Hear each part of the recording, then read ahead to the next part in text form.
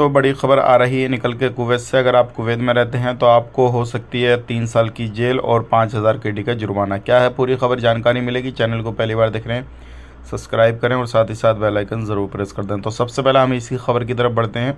बड़ी खबर आ रही है निकल के, अगर आप कुवैत के अंदर रहते हैं तो सावधान हो जाएं, सतर्क हो जाएं, क्योंकि अब जो है आपके ऊपर कानूनी कार्रवाई की जा सकती है अगर आप कोई भी इस तरीके की गलती करते हैं।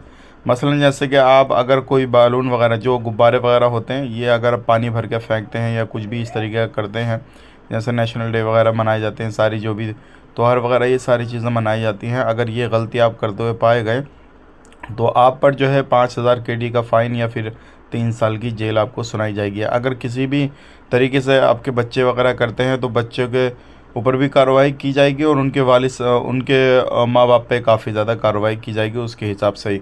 तो ये काफ़ी ज़्यादा इम्पोर्टेंट अपडेट है। आप अगर कुवैत में रहते हैं इस चीज़ का ध्यान ज़रूर दें।